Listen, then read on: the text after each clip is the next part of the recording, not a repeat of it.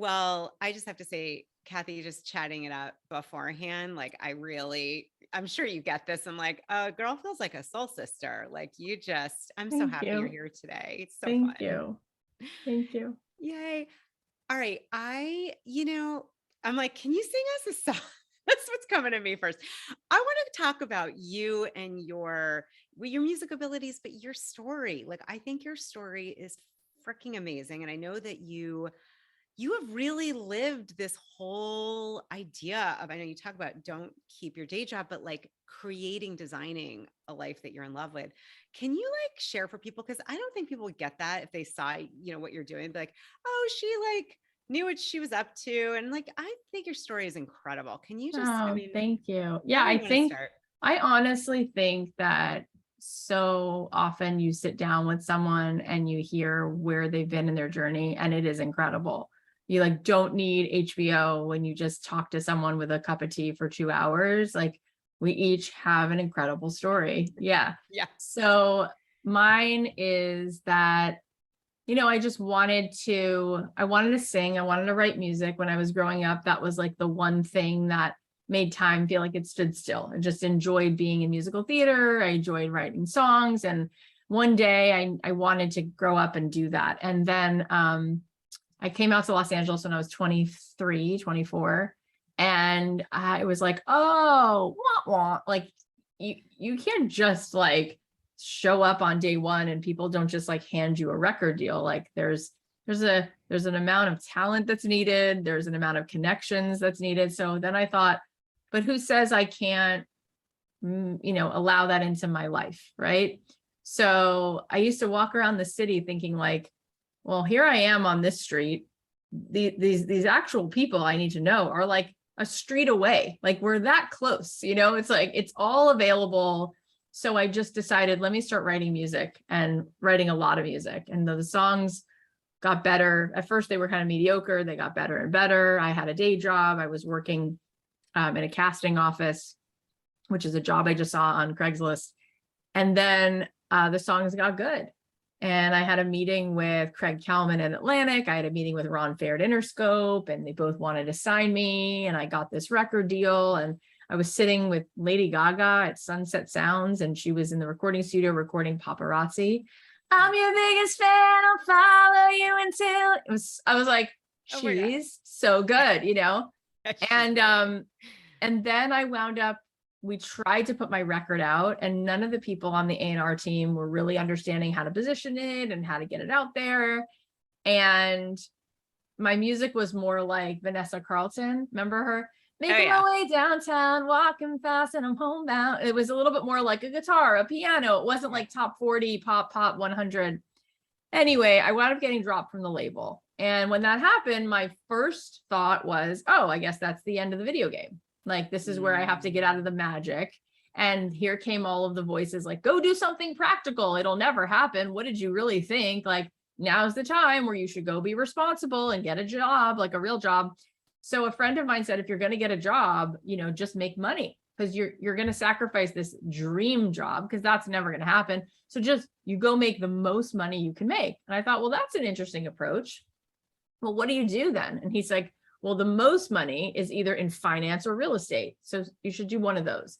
And sure enough, the next day I'm standing at the Cheesecake Factory and I meet a guy waiting for a table, and he is in commercial real estate and he sells hundreds and hundreds of millions of dollars of shopping centers.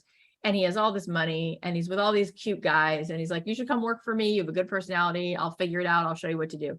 I go work for him. I get this cute coupe Mercedes. I buy the couch from Anthropologie. I'm able to rent the front window of a cute duplex in Beverly Hills. And I feel like, so what? I don't have my dream. Like, I'm making money and I'm 25 and I'm able to take my friends out for sushi. And this is great.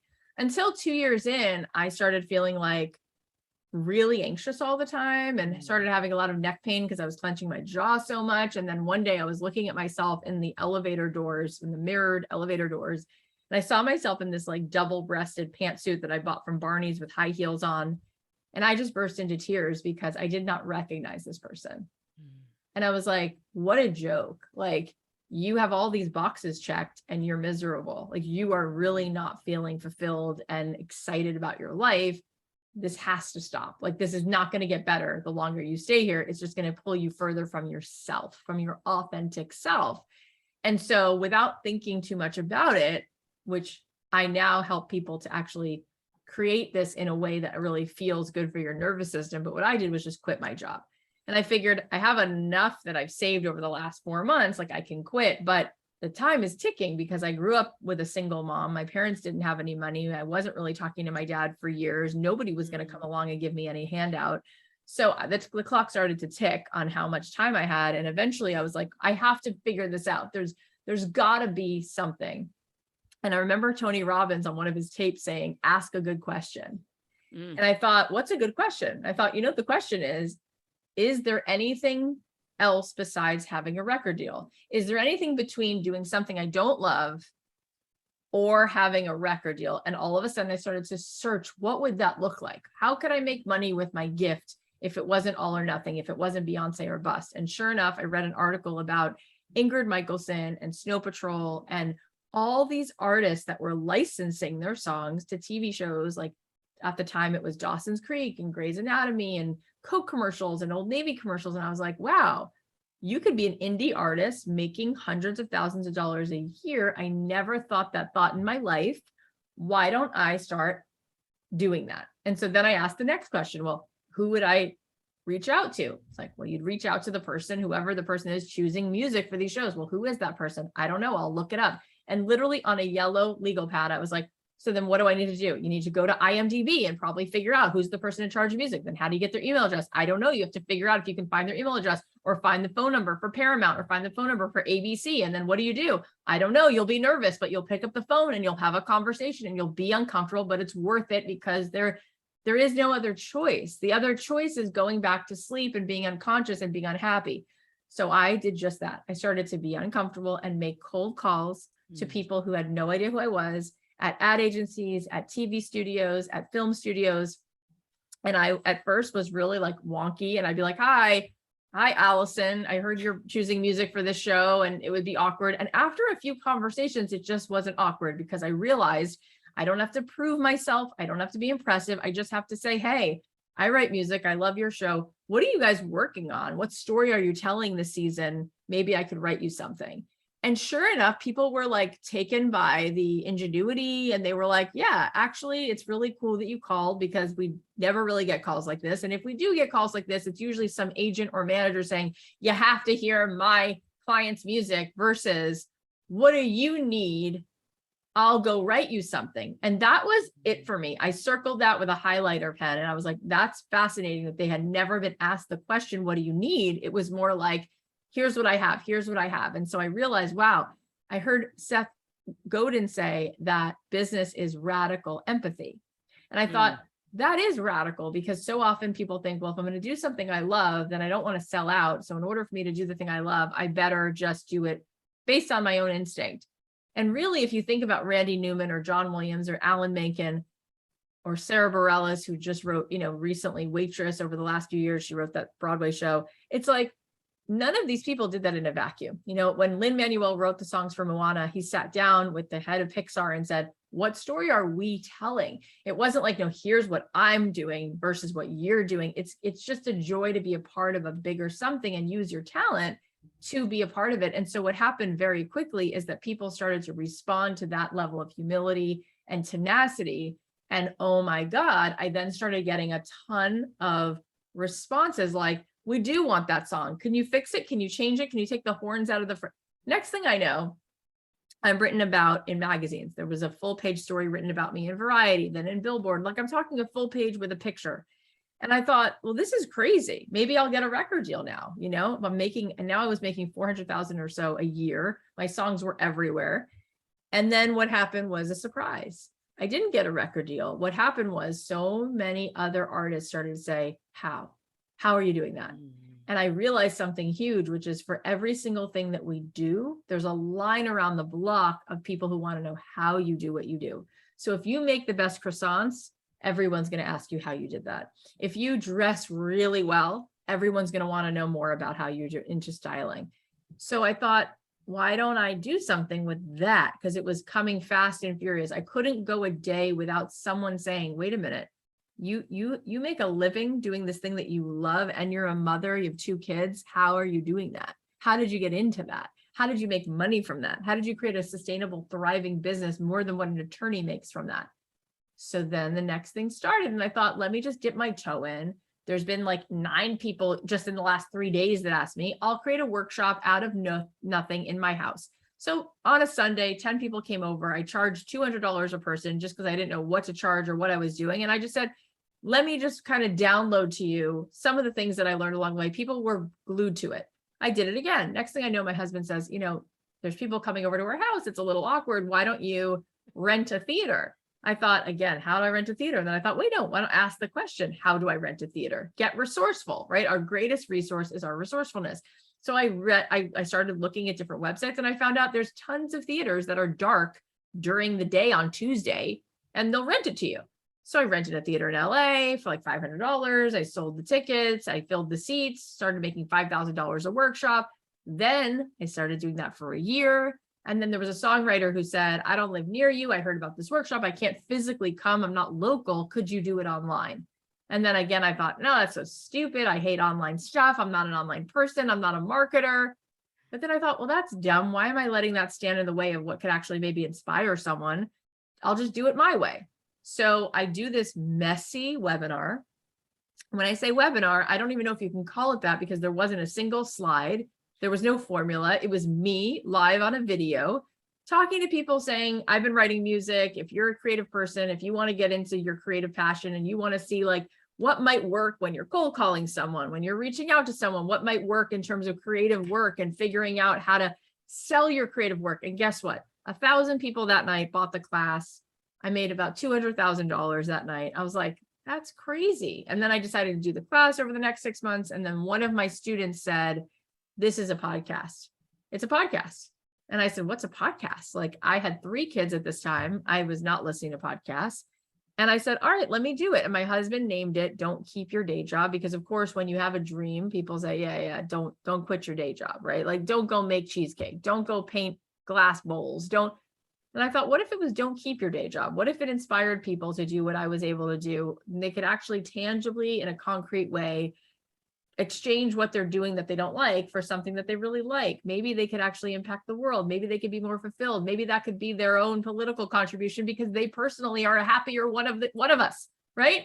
They don't have to fight with people on Facebook about things that are out of our control because they can actually do something in their community that makes them happy, So I thought, I'm going to do that. I started the podcast, and then, everything else from there was really history, because the podcast turned into 31 million downloads, multi-7-figure business, started leading retreats, started coaching people, started helping see so many thousands of people as a result of the workshops and the courses and the retreats and the podcast, literally changing their lives, opening up floral shops, being able to make their own candle business, being able to create their own organizing business, like find their way to creating a script that gets made, finding the way to getting a book proposal out, and then writing their first book. It's uncanny, actually, how many people from this community have now found the courage and the tools to grow. And so that's what I do now. And I'm just riding the wave. And that's the entire, journey up till now. Oh my gosh. So, I mean, it's breathtaking. And if we can go back for a minute, because I want to pinpoint a couple of things. I'm like, this is just beautiful. I feel like I'm listening on bated breath, but I'm like, what I love, love, love, love. First of all, I think what's important to really note for others listening is you set out with getting a record label. And that first, the experience around that was that it was dropped. And that could have been like, and done. You could have listened to the voice that said to you, all right, we're done. Like, hang it up. You got the job, made the money, had the cute shoes, whatever. And then the breakdown of it, this doesn't feel like me. And then tuned into these new questions. And really, to me, Cathy, as I'm listening, I'm like, oh, you really tuned into your heart, to the divine, to your higher self, your higher purpose, and allowed that to guide you, and asking those new questions. And I love it. Like, I don't know, what do? You look in IMDb, you look for their email, you make calls, you do it messy. Like, I just hear such tenacity and courage and resilience. And, to me, these are the ingredients that so many people, are sometimes missing. And it's a beautiful story of like kind of just following the next right thing and the flow. Yeah. And I just want to say about the courage piece is that is the whole juicy win, Yeah. because often we in our mind attach that we will feel the juicy win and the happiness and the joy when the goal is achieved. But what they've done, they've studied this and they've seen that the day after someone wins the Oscar, they actually feel depressed because they assumed winning the Oscar will do all of these things. Right. And the courage really is the gift. Why? Because we all sort of have, as Gay Hendricks says in the book, The Big Leap, we all have like with this upper limit, right? Yeah. And so every single day that we are alive, on some very obvious level, we know where the edge is. We know what's out of our comfort zone, and we know what our soul really is desiring to have the bravery to do. And our ego, our little limited story, the part of us that protects ourselves, the part of us that gets into resistance, doesn't want us to be uncomfortable. But when we make the choice anyway, that moment of courage is so satisfying for our soul that we go to sleep at night, we sort of move up a level in our vibration. And that's the win. And so then the journey itself of having the courage to face where you find that edge of what you're uncomfortable about, and you put yourself out there anyway, you publish it anyway, you say the thing over text that you've been dying to say to your mom anyway. It's like, it doesn't even matter what the response is at that point, because you're in alignment.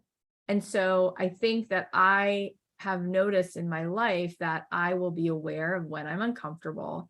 And then it's like, ding, ding, ding. I kind of see this like imaginary arrow pointing, saying, this is your gift of the day, because this is another place where you can sort of find the treasure on the other side of it, because the soul isn't craving comfort. If you look at a body of water, like a lake or a river or a pond, the things that stay stuck become diseased. If you look at a pond and it's not moving, you can't drink from that water. It becomes really like poisonous. Yeah. But if you look at something that's constantly moving and growing and going and going and going, like a river, it's not only that you can drink it, it's life-giving. It's giving life to so much, right? It is life itself.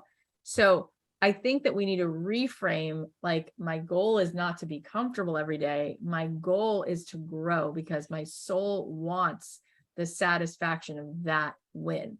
So I try to encourage people in that way. And then the other thing I want to do, and if this feels good to you, I want to talk about abundance, because so often, people really, truly, we want to manifest the most amazing lives. And day to day, we will kind of go unconscious, right? 95% of the brain is the subconscious. And it's kind of like an automatic program that was set in there in some software between the ages of 0 to 12.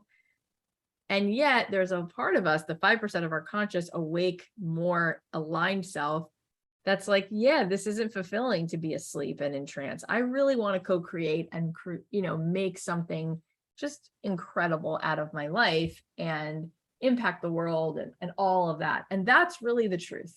Yeah. So now, what is that about?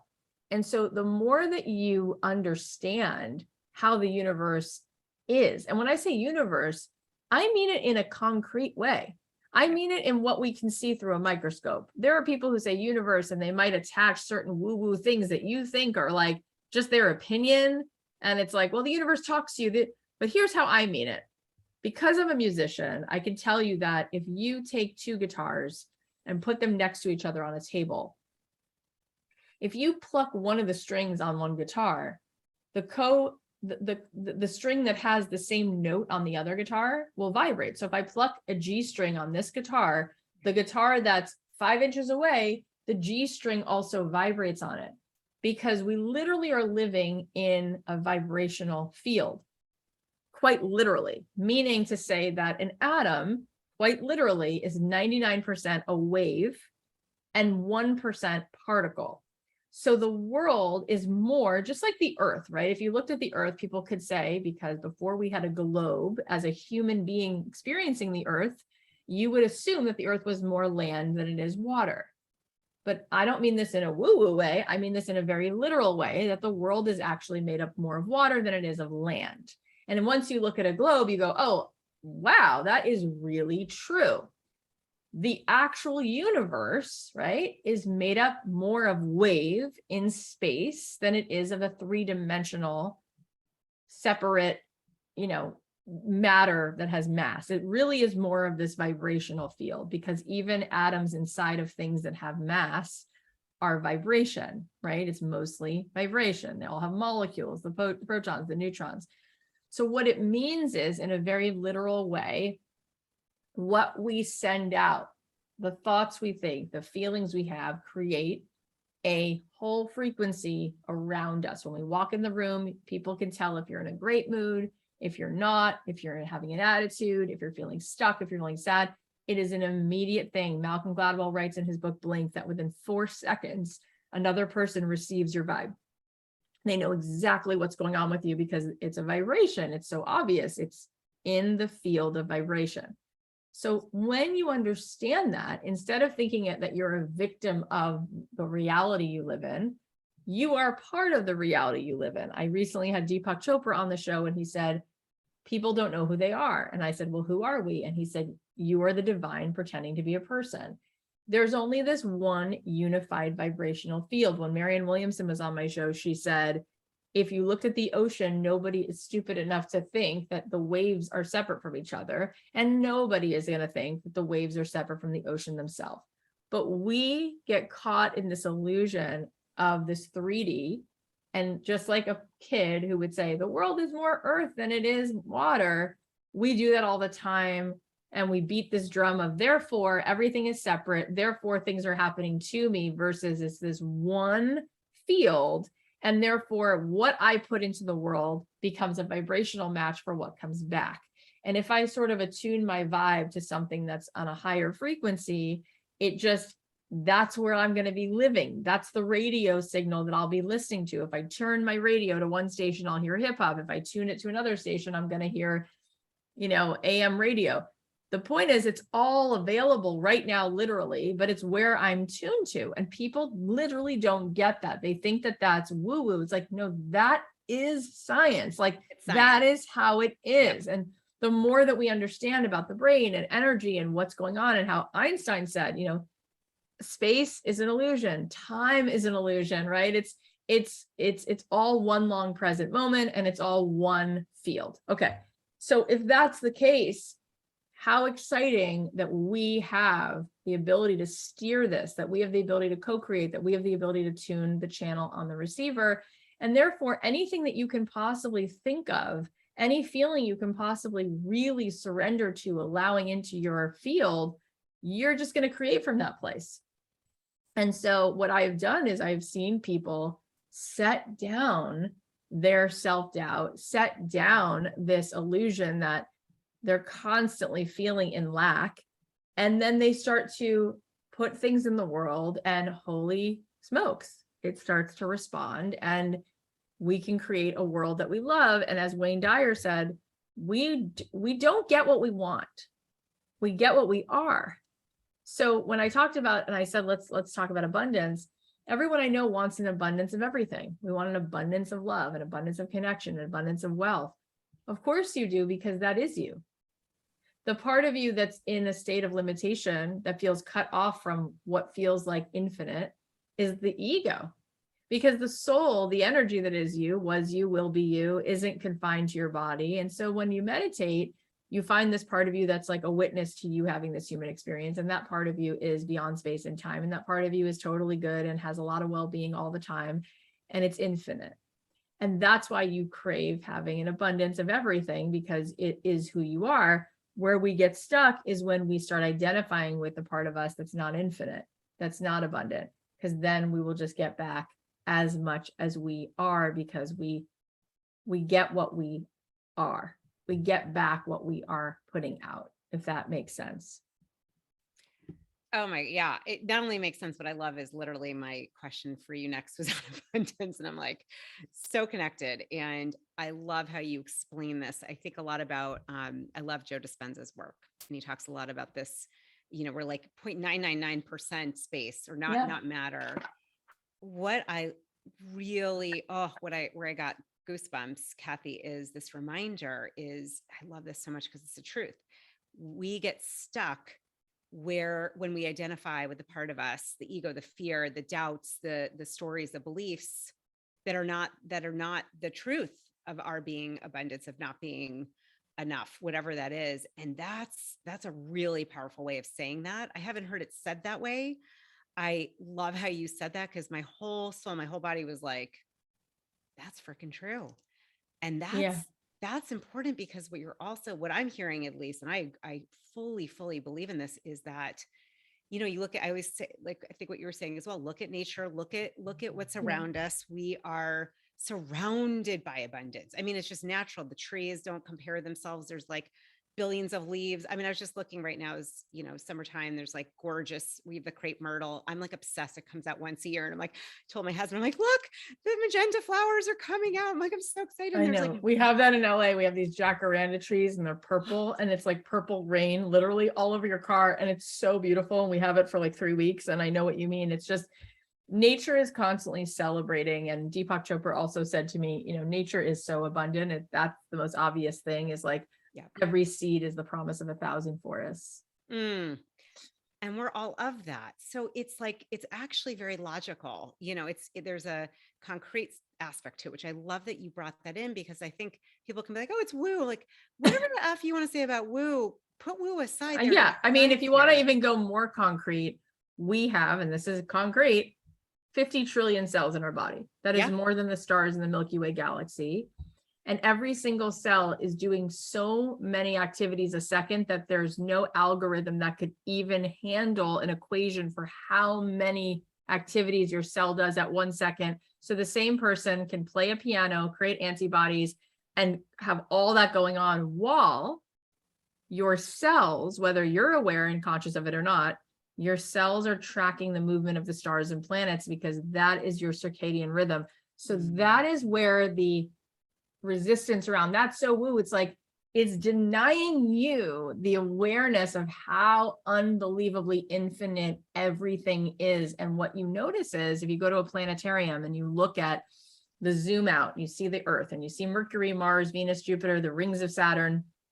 What's incredible is when they start to show you the measurements, the rings of Saturn and the diameter and how that is a perfect match to correspond to the same ratio, just reduced in size and everything's proportionate, meaning it's all one geometric pattern that is completely and totally perfect. The only thing that's not aware of this perfect pattern is a human being's ego because everything is actually working as it should be.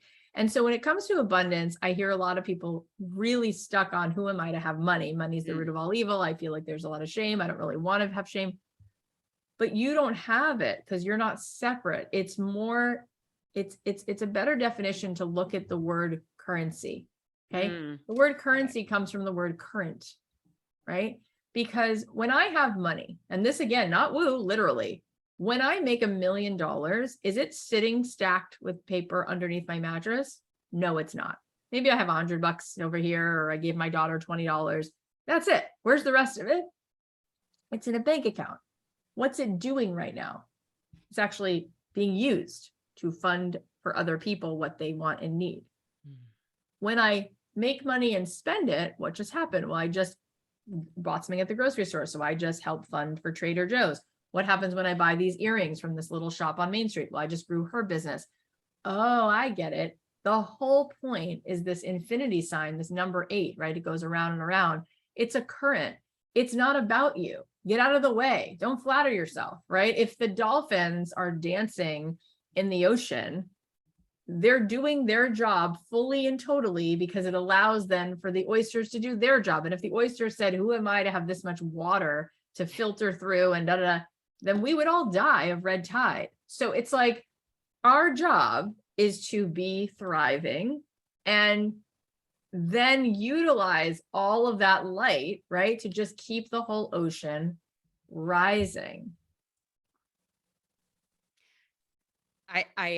I'm gonna just say something that it's not woo, but I always say a prayer and intention before before I begin an interview. And it's funny, this morning, I maybe TMI, I got in the shower and I was like, I really hope we talk about abundance. It's so funny. And I was like, I really want to talk to Cathy. I don't know where that's coming from, but as I'm listening to you, I'm like, I'm like flushed. I'm like, oh my God, this is so important. This conversation, it's like, it's just, it's soul feeding, right? And I think, and I want to ask you this question because I know for me, and it's interesting, and I don't know your full background, but I know this has come up for me and it's come up for others I've worked with. I grew up in a very affluent area, and with parents where I have a father with who was in Vietnam with PTSD and struggled big time financially. Um, on the other side of my family, not so much, but in my immediate family, it was kind of a juxtaposition to see that. And so somebody who's so smart, so like people loved him and struggled, he, with a lot of the ramifications of not being diagnosed. And, I had a lot of unpacking. It's taken years to unpack watching that and the fear and the struggle and the especially being surrounded by it. And I was lucky in the sense that, I didn't have the story that being wealthy is bad. I had all these friends with 2 and 3 homes that were like the kindest, most generous people. So I'm like, I know it's great. I don't know why we don't have it, but it's good stuff. And that took a lot of, and I'm still, I still surround myself with just working on that belief. And this has helped me the most is what we're talking about is getting, it's like our DNA, it's our birthright, it's our energy, it's our currency.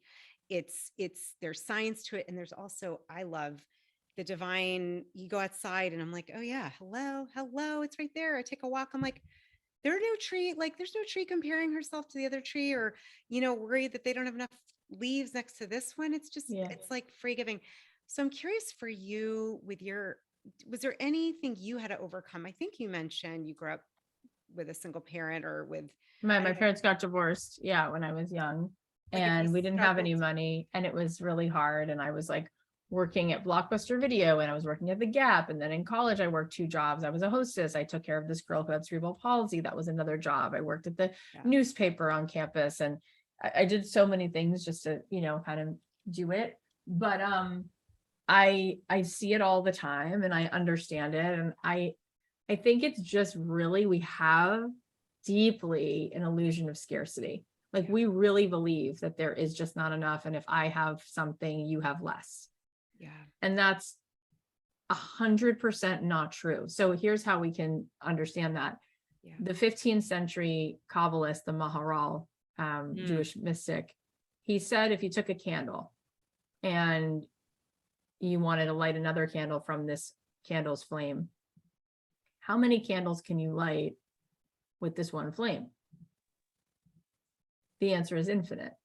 Then he said, and when you do that, how much of the original flame do you lose the more candles you light? The answer is 0. You don't lose anything. Yep. That's the actual principle and law of the universe. What gets problematic is human beings. We start thinking that there's scarcity, we start hoarding, we start being in this place where we feel like we have to create this illusion of panic. And like right now, there's Wi-Fi all around my house, right? Right now, there's trillions of dollars all around us. It's a market. We didn't create it, it just exists, and it's all around the world. So it's about being in receivership of it, right?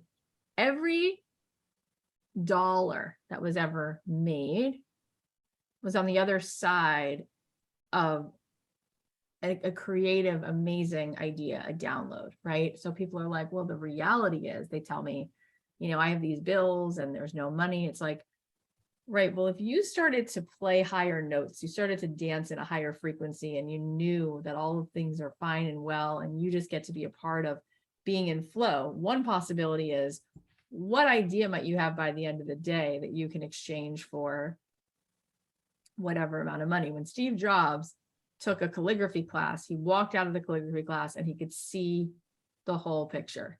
He thought, wow, what if I could take this beauty of calligraphy and turn it into technology and make technology beautiful and create fonts and create a computer that is just actually so stunning and gorgeous, and then people could use it to create with.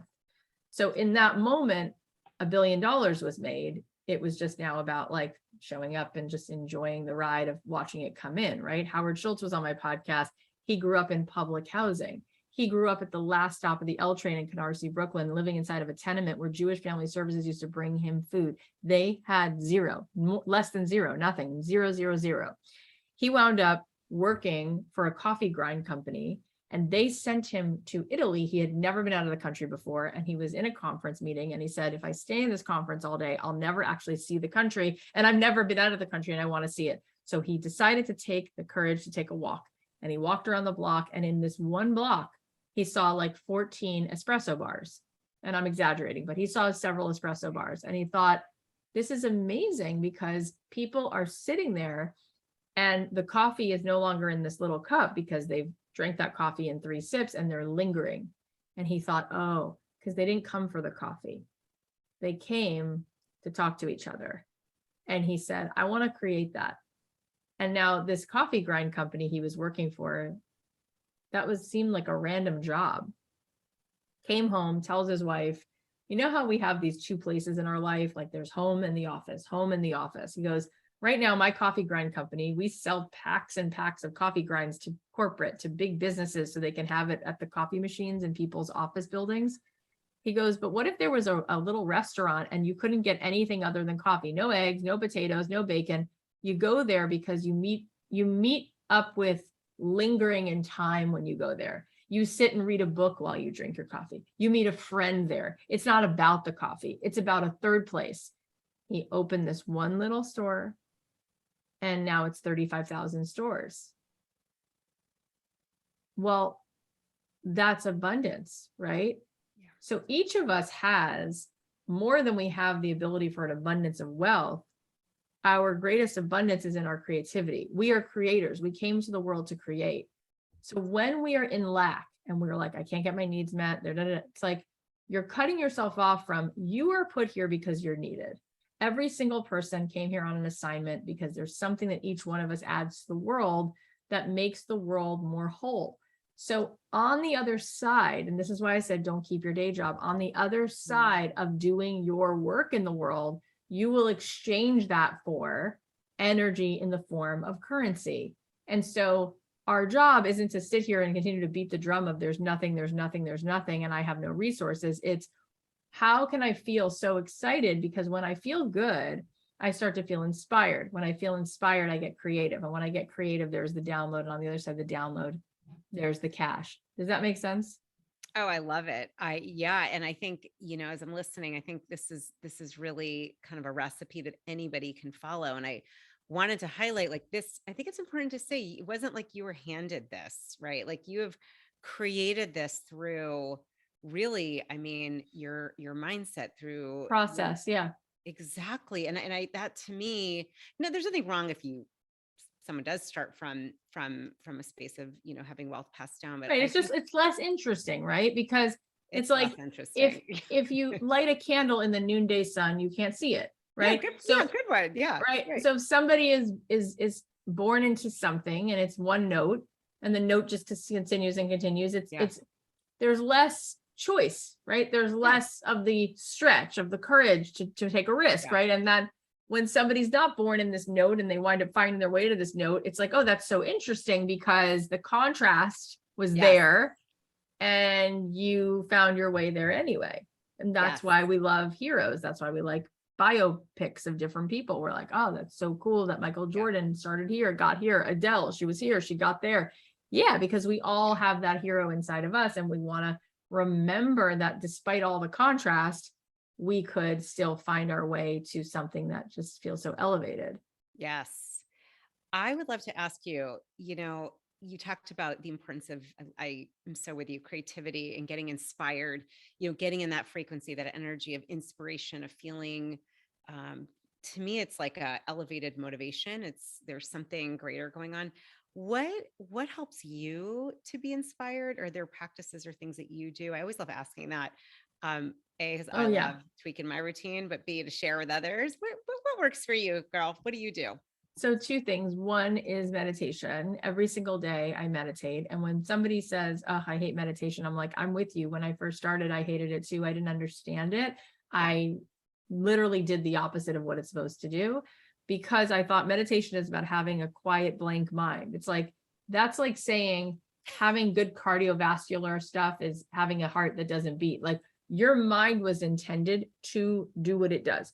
The idea of meditation is literally to take your hand, right? Like Dr. Mishi Jha, she says that meditation and mindfulness practice is taking your attention back, like as if your attention is a flashlight and it can focus wherever. Often we're not focusing anywhere. We're just kind of chaotic. Like you don't have your own attention.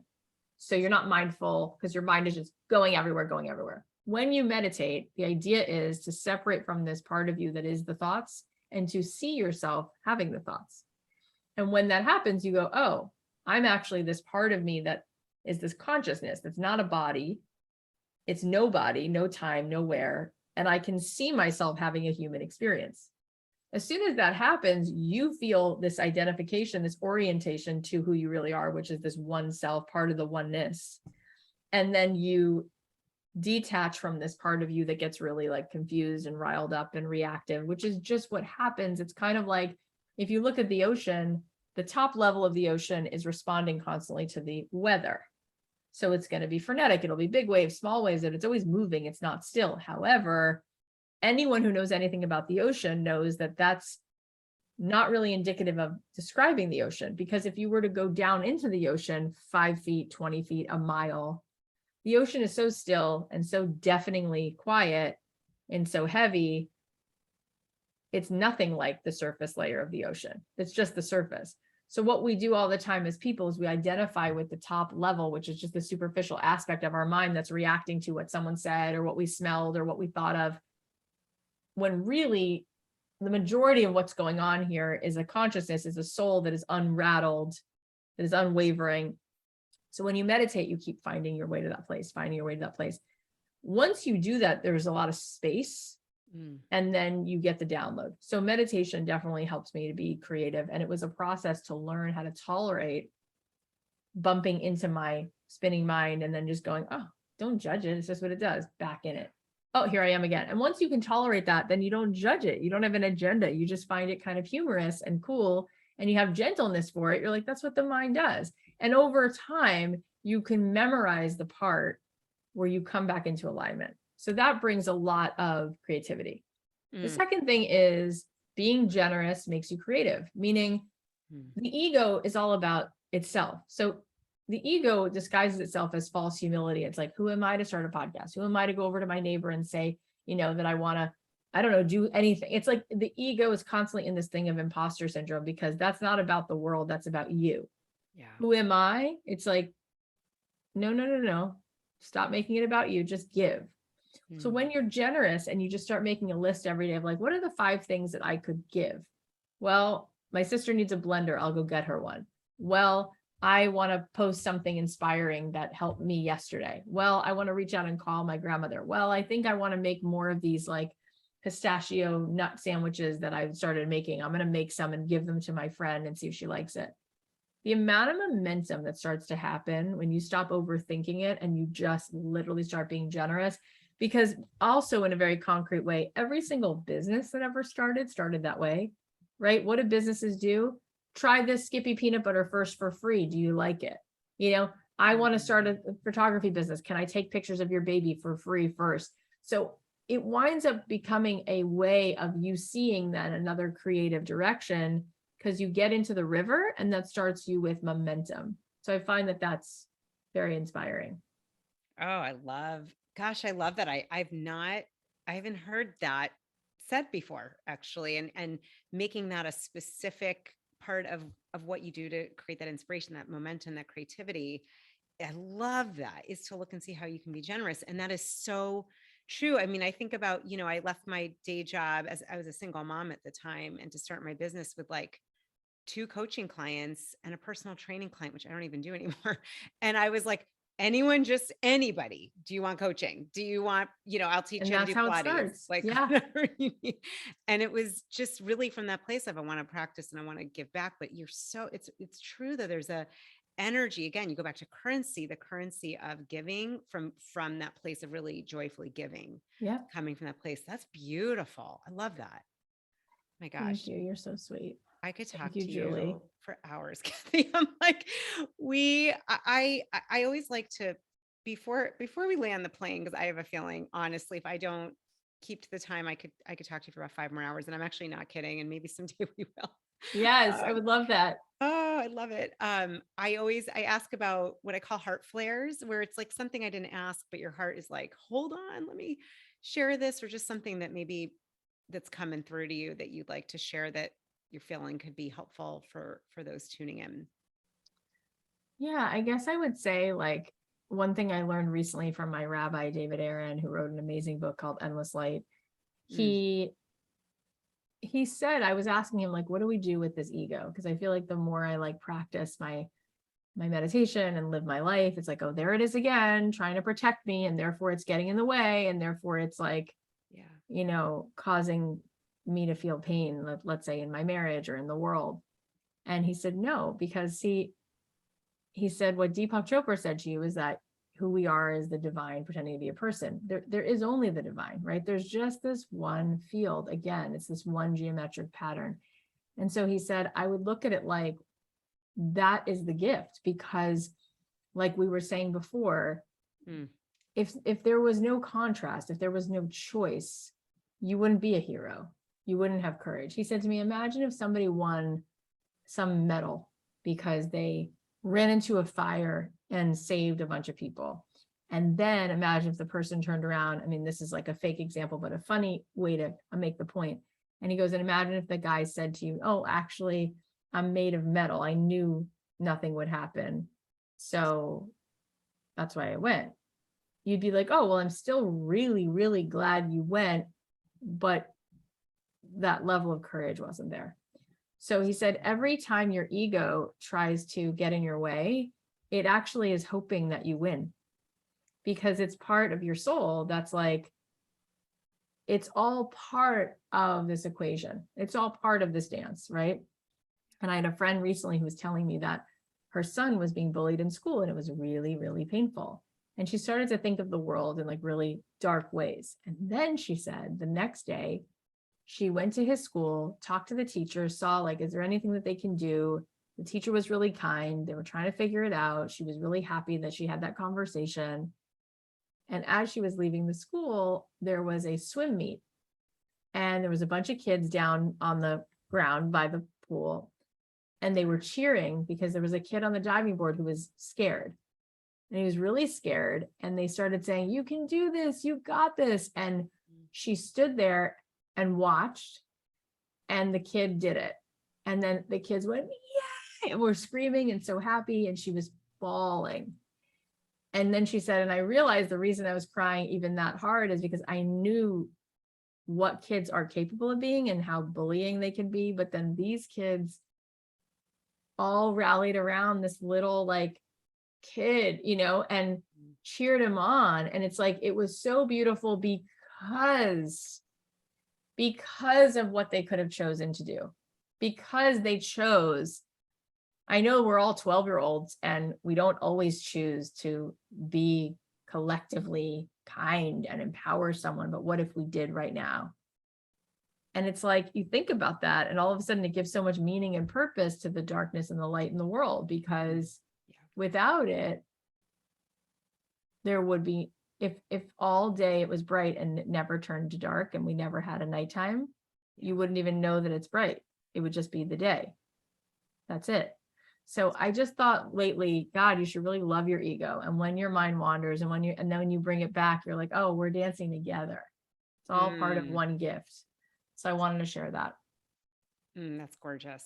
All right. I know when I've got like literal tears in my eyes, I have some mascara. So I'm like, please don't come down right now. This is not opportune time for the camera. But it doesn't matter. I'm like flooded with just Yeah, emotion, what you just shared is so beautiful. And I have to just say I decided to finally get into Kabbalah and studying it. And it Well, you would reminds love his book. It's called Endless Light, and it's put out by Simon and Schuster, and it's all about Kabbalah, but from like the realest source. He lives in Jerusalem with his 7 kids. He's wow. the real deal. Go get the book. You'll love it.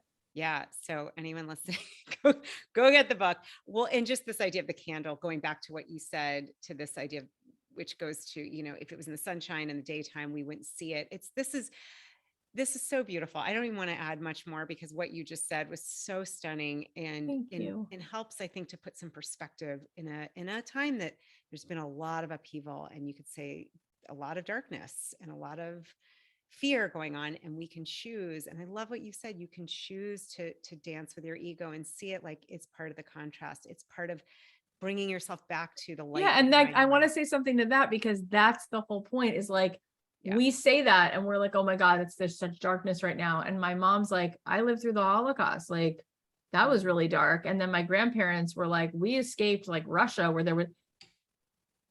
it is, it just is. Since the beginning of time, Yeah. there's no time in history where you could say there was no contrast. Mm, Since the beginning of all of it. So therefore, we don't have to focus on it, because it is. We can mhm. instead say, what do I want to do about it? Yeah. It's an opportunity to do good. It's an opportunity to be more of who I'm supposed to be, and to care more and have compassion. And it's all Yeah. like literally since the beginning of time, Yeah. you can find all of the evidence you want of all of the things, Yeah. Yeah. and an equal amount of all of the other good things. And so it is. So what are we talking about? Yeah. Great reminder. Yeah, great reminder. Living in a world, the 3D with polarities, with the contrast, that is such a good point. It always has been. It's true. What are we focusing on? That's really good. I'm glad you added that. I mean, the Crusades, the Ottoman Empire, there was like slavery, there was, I mean, Yeah. it doesn't end. Like it literally doesn't end. You can find it. And then equally, you can find so much like the revelations, the evolutions, the things that have happened. It's like, yep, equal,